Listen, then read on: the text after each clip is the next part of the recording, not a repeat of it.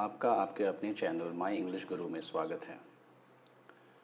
मैं आप लोगों के लिए लेके आया हूँ स्पोकन इंग्लिश का वो बहुत ही इजी और आसान सा कोर्स जिसको करने के बाद जिसको देखने के बाद, जिससे सीखने के बाद आप बहुत आसानी से इंग्लिश बोल पाएंगे। हिंदी मीडियम स्टूडेंट्स को ध्यान में रखते हुए ये कोर्स मैंने डिज़ाइन किया है, जिससे आपको आसानी से चीज़ों को समझने में और इस लैंग्वेज को बोलने में बहुत आसानी होगी।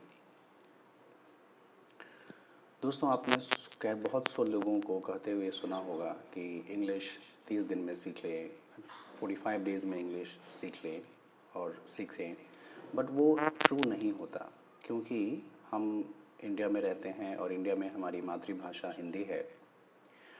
और जिन लोगों को स्टार्टिंग से स्पोकन इंग्लिश या इंग्लिश मीडियम स्कूल में पढ़ने की अपॉर्चुनिटी नहीं मिली है, उनके लिए 30 डेज़ या 45 डेज़ में इंग्लिश सीखना संभव नहीं है। तो इन सब चीज़ों को ध्यान में रखते हुए मैंने स्पोकन इंग्लिश को हिंदी में बताने का प्रयास किया है। अब इस चैनल से जुड़े रहिए, हमसे जुड़े रहिए, और मैं ये एश्योरेंस देता हूँ, आपको बताता हूँ कि आप डेफिनेटली इंग्लिश अच्छे से सीख पाएंगे। तो ये चलते हैं, इसकी शुरुआत करते हैं। स्पोकन इंग्लिश पार्ट 1 है। हम सबसे पहले जानेंगे इसमें कि इंग्लिश क्या है। तो सबसे पहले, English is a language which is a medium of communication. English एक भाषा है और ये बात करने का एक माध्यम है। जैसे हिंदी है, वैसे ही इंग्लिश एक भाषा है। इंग्लिश इतना इम्पॉर्टेंट क्यों है, क्यों हर कोई इंग्लिश सीखना चाहता है? तो वो इसलिए है क्योंकि इंग्लिश एक इंटरनेशनल लैंग्वेज है। आप वर्ल्ड में कहीं भी जाते हैं, किसी भी कोने में जाते हैं, अगर आपको इंग्लिश आती है तो आप वहाँ पे सरवाइव कर सकते हैं। आप वहाँ पे आसानी से लाइफ को जी सकते हैं, क्योंकि वहाँ पे जो इंग्लिश होती है वो कम्युनिकेशन हर किसी को पता है। तो इसलिए आप कहीं भी जाएंगे तो आपको परेशानी नहीं होगी। उसके बाद तो इसलिए ही इंग्लिश बहुत ज़रूरी है, जो मैंने आपको ऑलरेडी बता दिया है। English is a business language भी है। अगर आप इंग्लिश नहीं जानते तो आज के टाइम पे आपको एक अच्छी जॉब नहीं ऑफ़र करेगा कोई भी, आपको परेशानी होगी। ये जो लैंग्वेज है इंग्लिश, ये पूरे वर्ल्ड में बोला जाता है। ठीक है। तीसरा पॉइंट है कि अगर आपको, जैसे मैंने बताया, अगर आपको कोई जॉब चाहिए तो ये मिनिमम एक्सपेक्टेशन है कि आपको इंग्लिश आनी चाहिए। अगर आपको इंग्लिश नहीं आती तो आपको आपके मन के मुताबिक जॉब नहीं मिलेगा। ठीक है। और ये सारी चीज़ें हैं जिसके लिए इंग्लिश बहुत ही ज़रूरी है। तो चलिए शुरू करते हैं ये सफ़र। सबसे पहले होता है कि लैंग्वेज को सीखने के लिए, किसी भी लैंग्वेज को सीखने के लिए क्या ज़रूरी है, क्या है उसका आधार, क्या है। तो पिलर्स ऑफ लैंग्वेज होते हैं। किसी भी लैंग्वेज के, किसी भी भाषा के 4 पिलर्स होते हैं, स्तंभ होते हैं, जिस पे वो लैंग्वेज टिका होता है। वो लैंग्वेज है, वो जो पिलर है वो है रीडिंग, राइटिंग, लिसनिंग और स्पीकिंग। तो अगर आप इन जो जो पिलर्स हैं, इनमें से किसी भी एक पिलर को अगर आप अच्छे से नहीं जानते हो, तो 4 पिलर्स होते हैं, reading, writing, listening and speaking. अगर आप इन चारों में से किसी भी पिलर को अच्छे से नहीं जानते हो तो आप अच्छे से इंग्लिश नहीं सीख सकते। सबसे पहले है रीडिंग। रीडिंग के लिए आपको पढ़ने आना चाहिए, जो सब जानते हैं, बहुत आसान है। उसके बाद राइटिंग है, आपको लिखना पड़ेगा, लिखने आना चाहिए। ओके। लिसनिंग है, वेरी इंपॉर्टेंट। आपको इंग्लिश में कोई कुछ बोल रहा है वो समझने आना चाहिए, तभी तो आप उसको आंसर करोगे। अगर आप समझोगे ही नहीं तो आप आंसर क्या करोगे। उसके बाद आता है स्पीकिंग, जो बोलना, जिसके बारे में हम लोग बात करने वाले हैं। तो ये 4 स्तंभ हैं, इसके 4 पिलर्स हैं, ये अच्छे से आना चाहिए। उसके बाद बात करते हैं कि इन पिलर्स को सीखे कैसे। तो दोस्तों, इस पिलर को सीखने का सबसे आसान और एकमात्र तरीका है, ट्रेनिंग की ज़रूरत है आपको। रीडिंग के लिए आप बोलेंगे ट्रेनिंग की क्यों ज़रूरत है? तो ज़रूरत इसलिए है क्योंकि एक है रीडिंग। रीडिंग का मतलब सिर्फ पढ़ना नहीं होता, एक उसको जिस तरीके से पढ़ने की ज़रूरत है वैसे पढ़ना होना चाहिए। राइटिंग का मतलब है लिखना। राइटिंग लिखने का मतलब सिर्फ लिखने से नहीं है, करेक्टली लिखने से है। आप इंग्लिश को कैसे लिखेंगे? अगर आप अपनी भाषा को, अपने मैसेज को किसी को कन्वे करना चाहते हैं, बताना चाहते हैं, भेजना चाहते हैं, तो आप इंग्लिश में कैसे लिखेंगे? जैसे आप व्हाट्सएप यूज़ करते हैं, आपको मैसेज भेजना है, या आप ईमेल राइटिंग करते हैं, तो आपको लिखना बहुत ज़रूरी है, लिखने आना चाहिए। उसके बाद है लिसनिंग। जैसा मैंने बताया, कोई अगर बोल रहा है उसको समझना बहुत ज़रूरी है। अगर आप समझोगे नहीं, आप उसको उसकी भाषा में जवाब नहीं दे पाओगे, या आप करेक्टली आंसर नहीं कर पाओगे। नहीं तो वो पूछेगा आपसे कुछ और, आप उसका आंसर करोगे कुछ और। उसके बाद है स्पीकिंग। स्पीकिंग के लिए डेफिनेटली, तो लास्ट की जो दो चीज़ें हैं, लिसनिंग एंड स्पीकिंग, इन दोनों के लिए ट्रेनिंग सबसे ज़्यादा ज़रूरी है। रीडिंग के लिए भी ट्रेनिंग ज़रूरी है। रीडिंग को इम्प्रूव करने के लिए आप इंग्लिश की कोई भी नॉवल पढ़ सकते हो। आसानी से आसान चीज़ों के लिए, इन चीज़ों में बोलूँ तो आप एक इंग्लिश न्यूज़पेपर ले सकते हो, हफ्ते में एक बार लो और उसको पूरे हफ्ते में पूरा पढ़ डालो। उसमें जो भी नए वर्ड्स आपको मिलते हैं उसको आप अंडरलाइन करो, उन वर्ड्स को नोट करो एक नोटपैड में, एक वोकेबलरी क्रिएट करो। ये बहुत ज़रूरी है। राइटिंग के लिए आप जो देख रहे हो उसको आप लिखोगे तो उससे आपकी ओनली हैंड राइटिंग इम्प्रूव होगी। जिस राइटिंग के सेंस में मैं बात कर रहा हूँ वो आप तभी अच्छे से कर पाओगे जब आपको इंग्लिश लैंग्वेज आती है। ओके। उसके बाद लिसनिंग एंड स्पीकिंग है, इन दोनों के लिए तो ट्रेनिंग डेफिनेटली रिक्वायर्ड है। लिसनिंग का के लिए को इम्प्रूव करने के लिए बहुत सारे ऑप्शंस हैं आपके पास। आप यूट्यूब में इंग्लिश लैंग्वेज की वीडियोस देख सकते हो, मूवीज़ देख सकते हो जिसमें इंग्लिश सबटाइटल होता है। ओके। एंड स्पीकिंग के लिए डेफिनेटली ट्रेनिंग की ज़रूरत है, जिसके लिए हम लोग आज यहाँ हैं। तो चलिए अब देखते हैं आगे, आगे क्या है हमारे पास जिसको हम सीखेंगे। इंग्लिश को, या देखिए किसी भी लैंग्वेज को बोलने के लिए, लिखने के लिए, ओके, क्या किस चीज़ की ज़रूरत होती है? सेंटेंस की ज़रूरत होती है। हम उसको सेंटेंस में ही एक्सप्रेस कर पाते हैं। हमारी जो भी भावनाएं हैं, जो भी हम कहना चाहते हैं, वो हम सेंटेंस के माध्यम से एक्सप्लेन करते हैं। सेंटेंस का मतलब वाक्य होता है। तो सेंटेंस के में देखते हैं, सबसे पहला पॉइंट है, we need to frame a sentence for speaking. Sentence क्यों ज़रूरी है?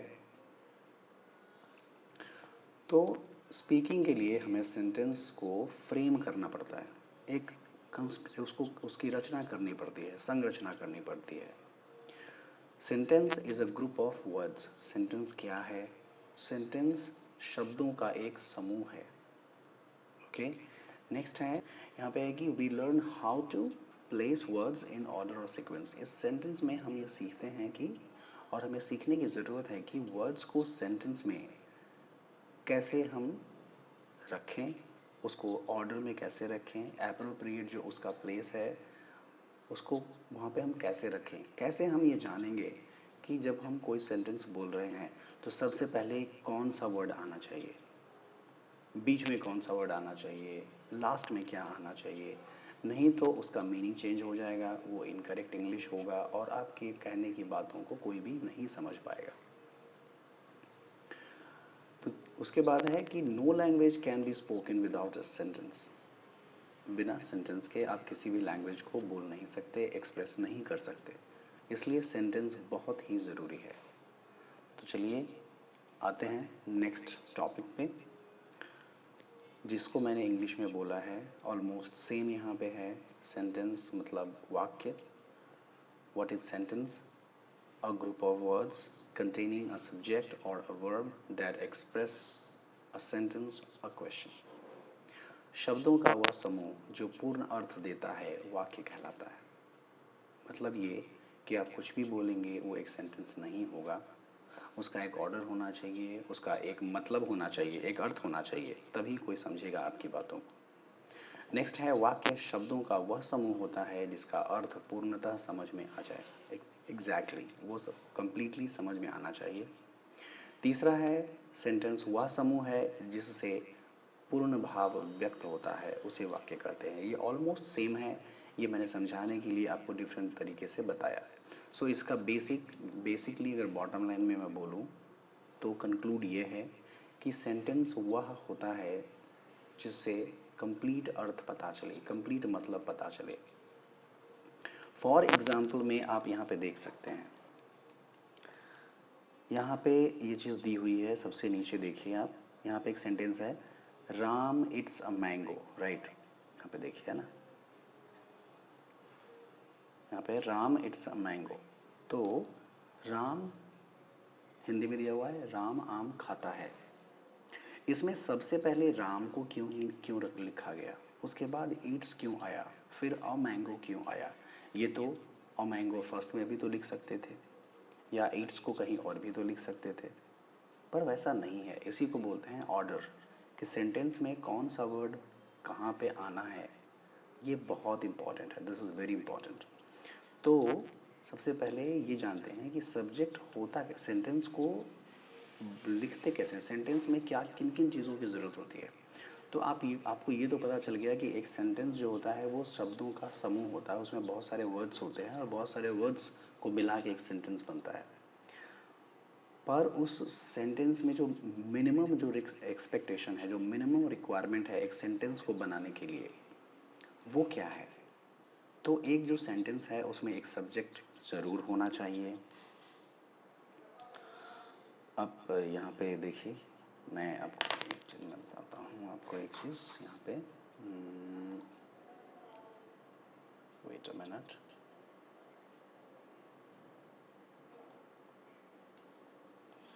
ओके, चलिए। तो एक जो एक सेंटेंस होता है उसमें सबसे पहले होता है सब्जेक्ट, जो नीचे दिया गया है। यहाँ पे देखिए, अब यहाँ पे दिया हुआ ये चीज़। ओके, सॉरी, वेट, माफ़ कीजिएगा।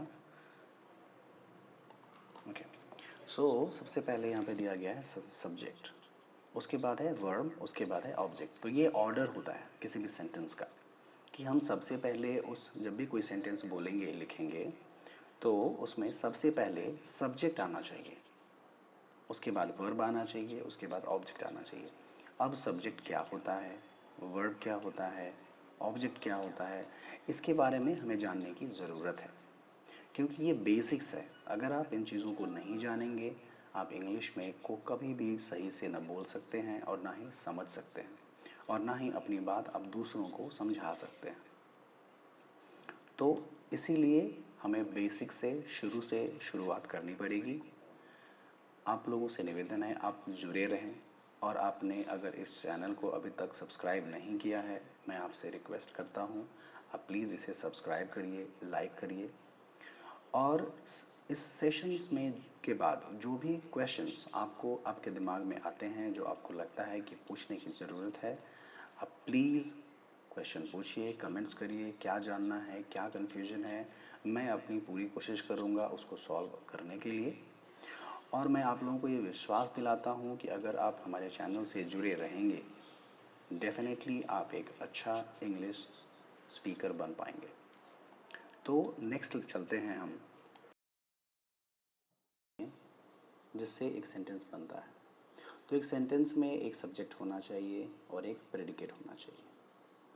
सब्जेक्ट क्या है, सब्जेक्ट है कर्ता। यहाँ पे ऑलरेडी मैंने एक्सप्लेन भी किया है, यहाँ पे आप देख सकते हैं। यहाँ पे मैंने मेंशन किया है सबसे पहले सब्जेक्ट, फिर वर्ब एंड देन फिर ऑब्जेक्ट। ये सीक्वेंस होता है। और एक सेंटेंस को बनाने के लिए यहाँ पे ज़रूरत पड़ती है एक सब्जेक्ट की और एक प्रेडिकेट की। सब्जेक्ट क्या होता है, प्रेडिकेट क्या होता है, इसके बारे में हम बात करेंगे। जो सब्जेक्ट होता है वो ओनली सब्जेक्ट होता है, बस ये वाला पार्ट यही होता है। सब्जेक्ट में क्या हो सकता है, सब्जेक्ट में किसी का नाम हो सकता है, ओके, या कोई कोई नाउन या प्रोनाउन हम यूज़ करते हैं एज अ सब्जेक्ट। अगर आसान शब्दों में बोलूँ तो मैं एक सेंटेंस लिख रहा हूँ, जैसे राम आम खाता है। इस सेंटेंस से हम ये समझेंगे कि इसमें सब्जेक्ट क्या है और प्रेडिकेट क्या है। जैसा कि मैंने बोला, सब्जेक्ट बिल्कुल सेपरेट रहता है। जैसे किसी भी व्यक्ति का नाम सब्जेक्ट हो सकता है, जिसको नाउन कहते हैं। प्रोनाउन सब्जेक्ट हो सकता है, जैसे वह खाता है, ओके। इसमें वह क्या है? प्रोनाउन है, ये सब्जेक्ट हो सकता है। तो पहले पहले हम फर्स्ट सेंटेंस की बात करते हैं। राम आम खाता है, इसमें सब्जेक्ट राम हो गया। सब्जेक्ट कहते किसको हैं? तो जो काम को करने वाला होता है उसको सब्जेक्ट कहते हैं, ओके। और जिसके बारे में हम बात करते हैं उसको भी सब्जेक्ट कहते हैं। तो सेंटेंस फर्स्ट जो है, ये राम आम खाता है, इसमें राम सब्जेक्ट है, खाना क्या है? तो क्रिया है। क्रिया को कैसे समझते हैं? तो आसान शब्दों में बोलूँ तो हिंदी के किसी भी जो भी वाक्य हैं उसके लास्ट में ना लिखा रहता है ना, वो वाक्य होता है, ये वो वर्ब होता है। जैसे हंसना, रोना, खेलना, कूदना, दौड़ना, ये सारा पढ़ना, ओके, ये सारा क्या है? वर्ब है। तो वर्ब यहाँ पे हो गया खाना, ये हो गया क्रिया। अब है ऑब्जेक्ट क्या है? तो ऑब्जेक्ट होता है जिस पे हम हमारे काम करने का असर पड़ता है। हम जो भी काम कर रहे हैं ना, उसका असर जिस चीज़ पे पड़ता है उसको हम ऑब्जेक्ट बोलते हैं। तो खाना एक क्रिया है। इस क्रिया को कौन कर रहा है? राम कर रहा है। और राम खा रहा है, पर क्या खा रहा है वो? तो वो आम खा रहा है। सो खाने का असर पड़ रहा है आम पे, ओके। यहाँ पे कंफ्यूज होने की ज़रूरत नहीं है। खाना एक क्रिया है, खाने का काम कौन कर रहा है? तो राम।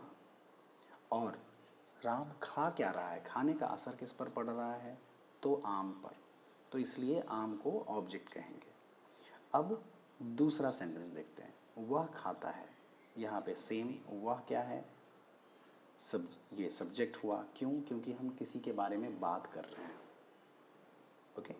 सो यहाँ पे डिफरेंस क्या था कि मैंने एक नाम स्पेसिफाई कर दिया था। राम यहाँ पे नाम स्पेसिफाई नहीं है, क्योंकि ऐसे सेंटेंसेस आते हैं ना हमारे पास, इंग्लिश में हम ऐसा बोलते हैं या लिखते भी हैं।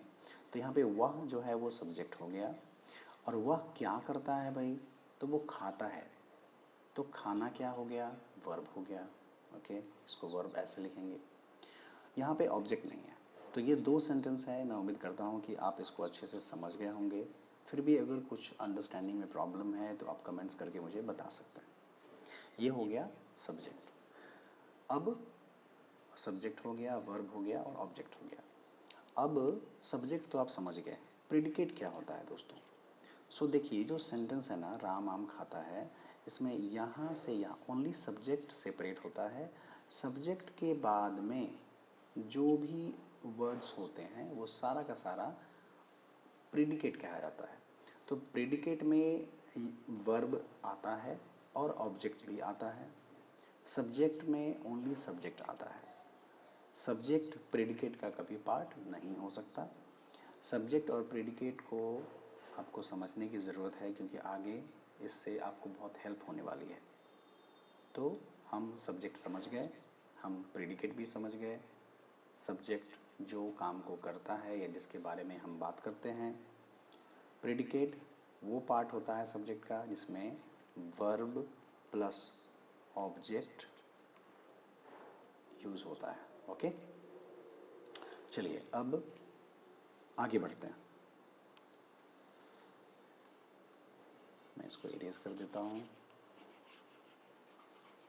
भाइयों, अभी अभी मैंने ये टैबलेट लिया है, तो मुझे उस चीज़ को यूज़ करने में थोड़ी परेशानी हो रही है। मैं यूज़र फ्रेंडली अभी नहीं हूँ, और ये मेरी पहली वीडियो है जो मैं आप लोगों के लिए लेके आया हूँ।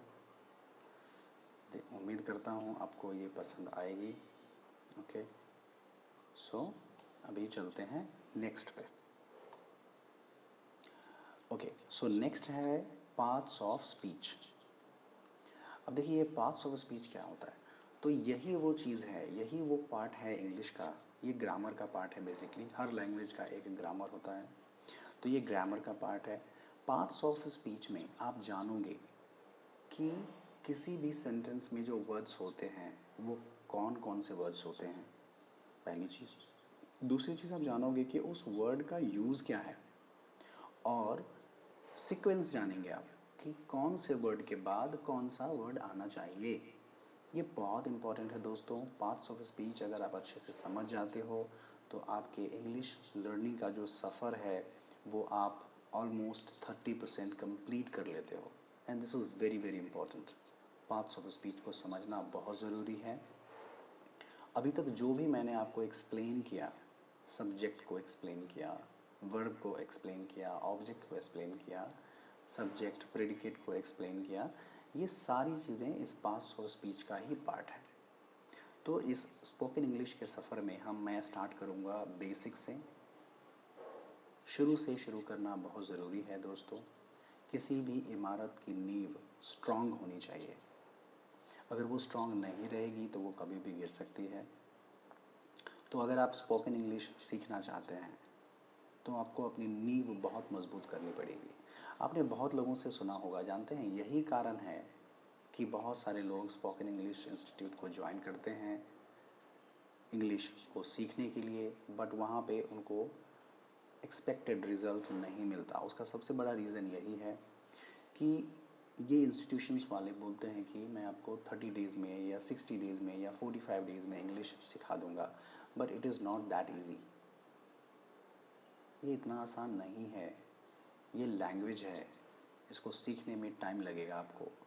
और जब आप इंस्टीट्यूशन में जाते हैं तो वहाँ पे बहुत सारी परेशानी होती है। वहाँ पे देखिए, वहाँ पे भी आपको ये इम्प्रूवमेंट मिलेगा, बट आपको वहाँ पे बहुत सारी चीज़ें हैं जो आपको अपने ऊपर पहले काम करने की ज़रूरत है। आपको कॉन्फिडेंस सबसे पहले होना चाहिए, क्योंकि अगर आपके पास कॉन्फिडेंस नहीं होगा तो आप ग्रुप में वहाँ पे बोल नहीं सकते। और हम बोलना ही सीखना चाह रहे हैं ना, तो बोलने के लिए तो बोलना पड़ेगा। तो वहाँ पे अगर आप जाते हैं तो आपको कॉन्फिडेंस की ज़रूरत होती है। ओके। एंड आपको कॉन्फिडेंस आता कैसे है? कॉन्फिडेंस आपको तभी आएगा जब आप कुछ जानते हैं। जब आप कुछ जानते ही नहीं हो तो आपको कॉन्फिडेंस कभी नहीं आ सकता। तो बेसिक्स है, ये बहुत ज़रूरी है। इंस्टीट्यूशंस में आपको ये चीज़ें उतनी डीपली नहीं बताई जा सकती, क्योंकि वहाँ पे लिमिटेड टाइम फ्रेम होता है for completing the course. They have target to complete the course within the certain timeline. So वो इन चीज़ों को आपको नहीं बताएंगे। एंड दोस्तों, ये सारी चीज़ें आपको किसी भी इंग्लिश ग्रामर के बुक में मिल जाएंगी, but there is a difference. Book में सारी चीज़ें हैं, बट फिर भी हम उसको समझ नहीं पाते, हम उसको जान नहीं पाते। इसीलिए हमें कोचिंग की ज़रूरत होती है, इंस्टीट्यूशंस की ज़रूरत होती है, जहाँ पे हमें एक हेल्प मिलता है, एक सपोर्ट मिलता है, जहाँ पे आपको एक अपॉर्चुनिटी मिलती है कि आप उसको क्लैरिफाई कर सकें। सो ये प्लेटफॉर्म जो है माई इंग्लिश गुरु, ये आपको वही चीज़ें देने वाली है। आप मेरे वीडियोस को देखें, उसको सब्सक्राइब करें, उसको लाइक करें। वीडियो को देखने के बाद अगर किसी टॉपिक में आपको कन्फ्यूजन है, आई वुड रिक्वेस्ट आप अपना कमेंट्स दें। आपको क्या समझ में नहीं आया, आप अगर वहाँ पे अपने क्वेश्चंस को लिखेंगे, मैं डेफिनेटली आपको आंसर करूँगा और ये आपके लिए हेल्पफुल होगा। आप मुझे अगर कुछ नहीं समझ में आया, आप मुझे वहाँ पे कमेंट्स करके अगर बताएंगे तो मैं उसके लिए हो सकता है एक सेपरेट वीडियो बनाऊँ जो आपके लिए उसको जो आपका क्वेश्चन है उसको वो आंसर करता हो। तो मैं आपसे रिक्वेस्ट करूँगा, प्लीज़ इस चैनल के साथ जुड़े रहिए। अभी ये नया चैनल है, आप लोगों के प्यार, आप लोगों के सपोर्ट की इसको ज़रूरत है। आप प्लीज़ इसको सब्सक्राइब करिए, इसको लाइक करिए और प्लीज़ कमेंट करिए, इसको शेयर करिए। इसी आग्रह के साथ मैं आपसे विदा लेता हूँ। अगला जो वीडियो होगा, जो पार्ट 2 होगा स्पोकन इंग्लिश का, उसमें हम सीखेंगे parts of speech. Parts of speech क्या है, और ये बहुत इंटरेस्टिंग टॉपिक है। आप लोगों को बहुत मज़ा आने वाला है, और इसको सीखने के बाद आपका जो कॉन्फिडेंस लेवल है वो डेफिनेटली इम्प्रूव होगा। और ये मेरे कहने से नहीं है, आप इसको खुद फील करोगे जब आप इसको सीखोगे। तो चलिए, मैं विदा लेता हूँ। आप सब्सक्राइब कर दीजिए, जिससे कि जैसे ही ये कोई नया वीडियो स्पोकन इंग्लिश पे आता है वो आपको नोटिफिकेशन मिलेगा। बेल आइकॉन पे भी क्लिक कर दीजिएगा, आपको नोटिफिकेशन मिलेगा, जिससे आप नए वीडियो जब भी आएगी आप उसको देख पाएंगे। चलिए, इस वीडियो को देखने के लिए आपका बहुत बहुत आभार, बहुत बहुत धन्यवाद। और मैं इसी शब्दों के साथ आपसे विदा लेता हूँ। धन्यवाद।